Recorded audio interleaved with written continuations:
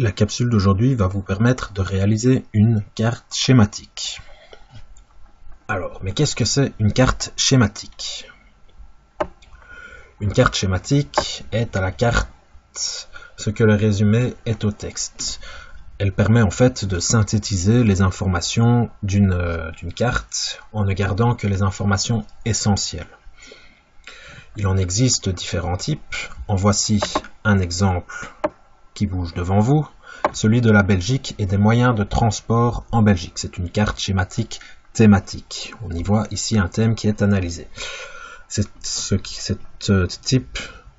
type de carte que nous allons tenter d'analyser et de réaliser à la suite de cette vidéo. Mais il existe aussi d'autres types de cartes schématiques. En voici d'autres exemples. Vous avez ici, qui est en train de bouger devant vous, la carte schématique de l'Allemagne, donc d'un territoire d'un pays. Il n'y a ici aucune représentation sur ce territoire. On peut aussi avoir une carte schématique d'une ville, comme représenté ici avec le Caire. Ici, il y a un thème bien précis, ce sont les quartiers du Caire. Et enfin, on peut représenter des territoires bien plus larges, comme les continents de la Terre entière. Mais revenons à notre réalisation de notre carte schématique. À quoi ça sert au final? Eh bien, il y a plusieurs objectifs, il y a plusieurs raisons de faire une carte schématique. Tout d'abord, une carte schématique permet de donner une vision du monde plus simple qui évite les erreurs les plus grossières. Mais ce n'est pas tout. Une carte schématique permet aussi de mémoriser une carte ou un cours plus facilement, étant donné que c'est schématique. Ça peut aussi servir à construire une cartographie mentale plus complexe à partir d'une schématisation élémentaire, ce qui va aussi donc permettre de mémoriser une carte ou un cours plus facilement. Et enfin, ça permet de réaliser une carte de synthèse à partir d'une carte, voire d'un texte. Maintenant que nous savons ce qu'est une carte schématique et à quoi ça sert, nous pouvons commencer notre carte schématique. Pour ça, il nous faut un porte-mine, mais il nous faut aussi un autre matériel important, c'est-à-dire une latte, qui va nous permettre de faire nos tracés rectilignes, comme vous avez pu voir sur les précédentes cartes schématiques. Et enfin, il nous faut la carte du territoire que nous allons représenter, dans ce cas-ci, la Belgique.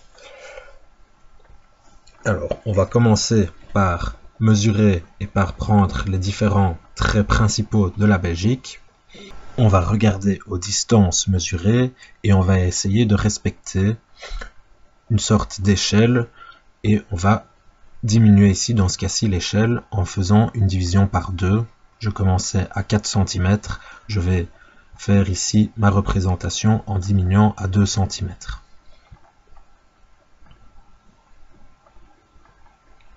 Pour la suite, je vais continuer à suivre les grandes lignes de la Belgique et on va accélérer pour la suite.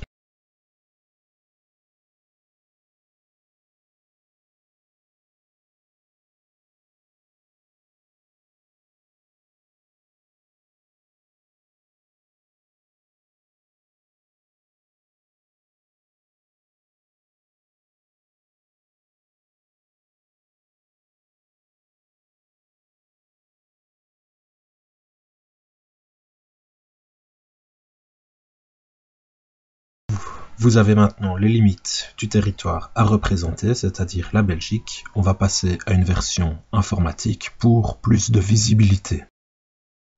Maintenant que nous avons représenté les limites de notre schématisation, c'est-à-dire les limites de la Belgique dans ce cas-ci, nous allons pouvoir représenter quelques points de repère. Alors, nous allons tout d'abord replacer quelques grandes villes.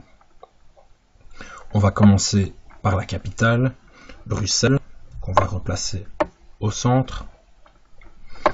On va ensuite replacer différentes villes de moins grande importance comme Namur. Une fois que nous avons nos différents points de repère que sont les grandes villes de Belgique, nous allons pouvoir aussi replacer les différents pays qui entourent la Belgique. Nous allons pouvoir représenter un autre élément important au niveau des repères spatiaux qui est la mer du Nord. Maintenant que nous avons les repères spatiaux, nous pouvons nous attaquer au cœur de notre carte. Nous avons décidé de faire une carte sur les infrastructures de transport. On va commencer par représenter les grands axes routiers. Pour ça, nous allons utiliser la bonne couleur. On va respecter les codes de couleur. Pour une route, on va préférer utiliser donc le rouge. Je vais commencer par représenter la dorsale wallonne, toujours en utilisant des traits rectilignes.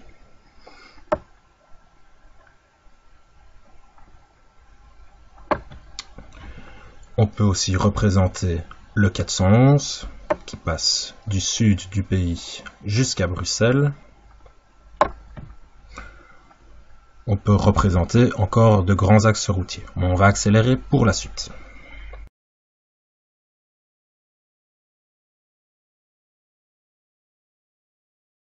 Donc nous avons représenté les grandes infrastructures routières. Nous pouvons nous attaquer à un autre type d'infrastructure que sont les aéroports. Alors, il y en a trois importants en Belgique. Enfin, on peut replacer une infrastructure d'un autre type, c'est-à-dire une infrastructure portuaire.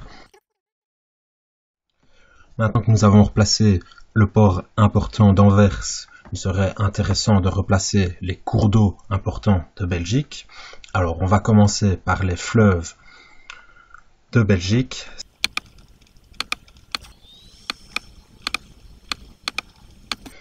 Une fois qu'on a replacé les fleuves, nous pouvons nous attaquer à des cours d'eau qui sont des rivières dans ce cas-ci, mais qui ont tout de même une importance significative pour la Belgique. Et nous avons désormais les cours d'eau importants de Belgique. Maintenant, on a la plupart des infrastructures de transport de Belgique, en tout cas les plus importantes. Nous pouvons nous attaquer à la fin de notre carte schématique, et pour ça, nous allons donc replacer le fameux tollé. Alors, on va commencer par replacer le titre. Ici, on peut appeler cette carte une carte schématique des moyens de transport en Belgique. Maintenant qu'on a notre titre, on va pouvoir remettre l'orientation de notre carte. Ensuite, nous pouvons replacer la légende de notre document avec tous les éléments qui ont été replacés sur notre carte. Et pour terminer, nous allons pouvoir mettre l'échelle. Alors dans ce cas-ci, on n'a pas calculé d'échelle précise. On va donc mettre que c'est un document sans échelle. Nous avons réussi à réaliser notre carte schématique des moyens de transport en Belgique.